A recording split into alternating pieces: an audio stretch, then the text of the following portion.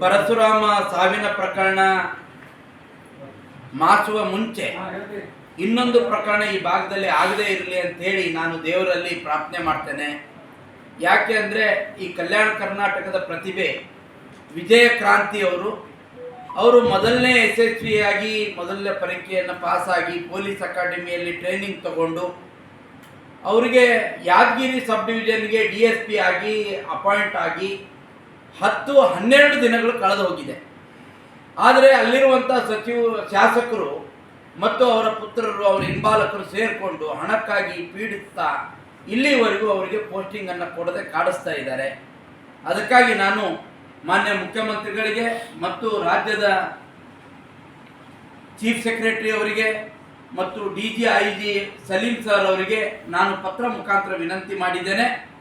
ತಕ್ಷಣ 3-4 ದಿನದಲ್ಲಿ ಆ ವಿಜಯ ಕ್ರಾಂತಿ ಅವರಿಗೆ ನ್ಯಾಯ ದೊರಕದೇ ಇದ್ದಲ್ಲಿ ನಿರಂತರವಾದಂಥ ಹೋರಾಟ ಮಾಡಬೇಕಾಗ್ತದೆ. ಮತ್ತೊಮ್ಮೆ ಪರಶುರಾಮ ಅವರ ಪ್ರಕರಣ ಮರುಕಳಿಸದಿರಲಿ. ಮುಖ್ಯಮಂತ್ರಿಗಳೇ, ನೀವು ಎಲ್ಲಿ ಗಾಢ ನಿದ್ರೆಯಲ್ಲಿದ್ದೀರಿ ಅಂತ ಅನಿಸುತ್ತೆ. ಗೃಹ ಸಚಿವರು ಎಲ್ಲಿದ್ದಾರೋ ಗೊತ್ತಿಲ್ಲ. ಯಾಕೆಂದರೆ ಪ್ರಕರಣಗಳು ಆದಮೇಲೆ ಬಂದು ಇದೊಂದು ವ್ಯವಸ್ಥಿತವಾದಂಥ ಪ್ರಕರಣ ಅಲ್ಲ, ಹೇಗೋ ಆಗೋಯ್ತು ಅಂತೇಳಿ ಮುಚ್ಚುವಂಥ ಮಾತನ್ನು ಆಡುವಂಥವ್ರು. ಇವತ್ತು ಪರಶುರಾಮ್ ಹತ್ಯೆ ಆಗಿ ಅಂದರೆ ಅವರು ನಿಧನ ಹೊಂದಿ ಇನ್ನೂ 1 ವರ್ಷ ಮುಗಿದಿಲ್ಲ.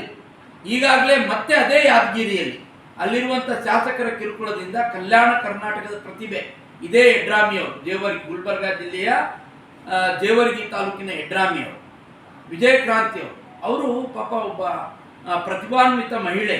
ಈ ಕಲ್ಯಾಣ ಕರ್ನಾಟಕ ಭಾಗದಲ್ಲಿ ಶ್ರಮಪಟ್ಟು ಒಂದು ಹುದ್ದೆಯನ್ನು ಅವರು ಪಡೆದಿದ್ದಾರೆ. ಆ ಹುದ್ದೆಗೆ ಇವತ್ತು ನ್ಯಾಯ ದೊರಕಬೇಕು ಅಂತ ಹೇಳಿದರೆ ಸರ್ಕಾರ ಪೋಸ್ಟಿಂಗ್ ಕೊಟ್ಟು 12 ದಿನ ಆದರೂ ಅಲ್ಲಿರುವಂಥ ಶಾಸಕರು ಅವರಿಗೆ ಪೋಸ್ಟಿಂಗನ್ನು ಅಲ್ಲಿ ಇದನ್ನು ರಿಪೋರ್ಟ್ ಮಾಡ್ಕೊಳ್ಳಿಕ್ಕೆ ಬಿಡ್ತಾ ಇಲ್ಲ. ರೀಸನ್ ಏನು, ಹಣ ಕೊಟ್ಟಿಲ್ಲ, ನೇರವಾಗಿ ಬಂದಿದ್ದಾರೆ ಅನ್ನೋ ಕಾರಣಕ್ಕೆ.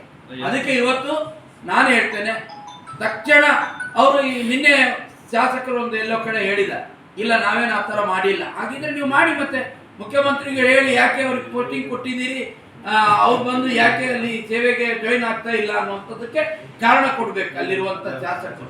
ಅದಕ್ಕೆ ಈಗ ನೋಡಿ, ಬಲ್ಲ ಮೂಲಗಳಿಂದ ಅತ್ಯಂತ ದೊಡ್ಡ ಪ್ರಮಾಣದ ಹಣ ಕೇಳಿದ್ದಾರೆ. ಅದನ್ನು ಕೊಡ್ಲಿಕ್ಕೆ ಆಗ್ತಾ ಇಲ್ಲ ಅವ್ರ ತಂದೆಯವರಿಗಾಗ್ಲಿ. ಮತ್ತು ಮೊನ್ನೆ 1-2 ತಿಂಗಳ ಹಿಂದೆ ಅವ್ರ ಮದುವೆ ಆಗಿದೆ ಅಂತ ತಿಳಿದು ಬಂದಿದೆ ನಮಗೂ ಕೂಡ. ಆ ಕುಟುಂಬಕ್ಕೆ ಹಣ ಕೊಡ್ಲಿಕ್ಕೆ ಆಗೋದಿಲ್ಲ ಯಾವುದೇ ಕಾರಣಕ್ಕೆ. ಆ ಹಣ ಕೊಡ್ಲಿಕ್ಕೆ ಆಯ್ತಪ್ಪ ಏನಾದರೂ ಮಾಡಲಿ, ಯಾವತ್ತಾದರೂ ಸರ್ಕಾರ ಯಾವತ್ತು ಹೇಳುತ್ತೋ ಅವತ್ತು ಪೋಸ್ಟಿಂಗ್ ಆದ್ರೆ ನಾವು ಜಾಯಿನ್ ಆದ್ರೆ ಆಯಿತು ಅಂತೇಳಿ. ಅದಕ್ಕೆ ಪೋಸ್ಟಿಂಗ್ ಕೊಟ್ಟಿದ್ದು ಅವರೇ, ಜಾಯ್ನಿಂಗ್ ಆಗಲಾರ್ದಂಗೆ ತಡೆ ಹಿಡಿದಿದ್ದು ಅವರೇ. ಯಾವ ಕಾರಣಕ್ಕೆ ಆಗಿದ್ರೆ ಜಾಯ್ನಿಂಗ್ ಆಗಲಾರ್ದಂಗೆ ತಡೆ ಹಿಡಿದಿರ್ತಕ್ಕಂಥ ಹಿಂದಿರುವಂಥ ಏನಪ್ಪ ಅಂತ ಕೈವಾಡ ಯಾರ್ದಿದೆ ಆಗಿದ್ರೆ? ಮುಖ್ಯಮಂತ್ರಿಗಳು ಗಾಢ ನಿದ್ರೆಯಲ್ಲಿದ್ದಾರ, ಗೃಹ ಸಚಿವರು ಗಾಢ ನಿದ್ರೆಯಲ್ಲಿದ್ದಾರ, ಕಲಬುರಗಿ ಯಾದಗಿರಿ ಜಿಲ್ಲೆಯ ಸಚಿವರು ಯಾಕೆ ಇದ್ರ ಬಗ್ಗೆ ಮಾತಾಡೋದಿಲ್ಲ? ಅದಕ್ಕೆ ಈ ಭಾಗದ ಒಂದು ಪ್ರತಿಭಾನ್ವಿತ ಮಹಿಳೆಗೆ ಆಗ್ತಾ ಇರುವಂಥ ಅನ್ಯಾಯ ಮತ್ತು ಸರ್ಕಾರದ ಅಧಿಕಾರಿಗಳಿಗೆ ಈ ಸರ್ಕಾರದಲ್ಲಿ ಕೊಡ್ತಾ ಇರತಕ್ಕಂಥ ಒಂದು ಕಿರುಕುಳ, ಭ್ರಷ್ಟಾಚಾರ, ಮಿತಿ ಮೀರಿದ ಭ್ರಷ್ಟಾಚಾರ, ಈ ಅಧಿಕಾರಿಗಳು ಮನನೊಂದು ಆತ್ಮಹತ್ಯೆಗಳು, ಸರಣಿ ಆತ್ಮಹತ್ಯೆಗಳು ನಡೀತಾ ಇದ್ದಾವೆ. ಅದಕ್ಕೆ ಇನ್ನಾದರೂ ಸರ್ಕಾರ ಎಚ್ಚೆತ್ತುಕೊಳ್ಳಲಿ.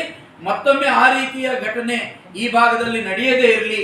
ವಿಜಯ ಕ್ರಾಂತಿ ಅವರಿಗೆ ಈಗ ಅವರು ಮೌನ ಕ್ರಾಂತಿ ವಹಿಸಿದ್ದಾರೆ, ಮೌನಕ್ಕೆ ಶರಣಾಗಿದ್ದಾರೆ. ಅವ್ರು ಏನು ಹೇಳ್ಬೇಕು ಪಾಪ, ಹೊಸದಾಗಿ ಅಪಾಯಿಂಟ್ ಆಗಿದ್ದಾರೆ, ಇನ್ನೂ 1 ದಿವಸ ಕೂಡ ಪೋಸ್ಟಿಂಗ್ ಆಗಿಲ್ಲ ಅವರಿಗೆ. 1 ದಿವಸ ಕೂಡ ಅವರು ಇದನ್ನ ಮಾಡಿಲ್ಲ. ಅವ್ರಿಗೆ ಪೋಸ್ಟಿಂಗ್ ಸಿಕ್ಕಿದೆ, ಪೋಸ್ಟಿಂಗಿಗೆ ತಡೆ ಹಿಡಿದಿರ್ತಕ್ಕಂಥದ್ದು ಯಾವ ಕಾರಣಕ್ಕೆ ಅನ್ನೋದನ್ನು ಸರ್ಕಾರ ಸ್ಪಷ್ಟಪಡಿಸಬೇಕು. ತಕ್ಷಣ ಅವರಿಗೆ ಅಲ್ಲಿ ಜಾಯ್ನಿಂಗ್ ಆಗಲಿಕ್ಕೆ ಆದೇಶವನ್ನು ಕೊಡಬೇಕು. 2-3 ದಿನದಲ್ಲಿ ಕೊಡದೇ ಇದ್ರೆ ಭಾರತೀಯ ಜನತಾ ಪಾರ್ಟಿ ಉಗ್ರವಾದ ಹೋರಾಟ ಮಾಡಬೇಕು. ಓಕೆ, ಅಲ್ಲೇ ಹೋಗಿ ನಾವು ಬೆಂಗಳೂರಿನಲ್ಲೂ ಹೋಗಿ ಧರಣಿ ಸತ್ಯಾಗ್ರಹ ಮಾಡ್ತೀವಿ. ಇವತ್ತು ಯಾದಗಿರಿನಲ್ಲೂ ಹೋಗ್ತಿದ್ದು ನಾವು ಧರಣಿ ಸತ್ಯಾಗ್ರಹ ಮಾಡಬೇಕಾಗ್ತದೆ ಅಂತಕ್ಕಂಥದ್ದು ಸರ್ಕಾರಕ್ಕೆ ತಮ್ಮ ಮುಖಾಂತರ ಹೇಳಕ್ಕೆ ಇಚ್ಛೆ.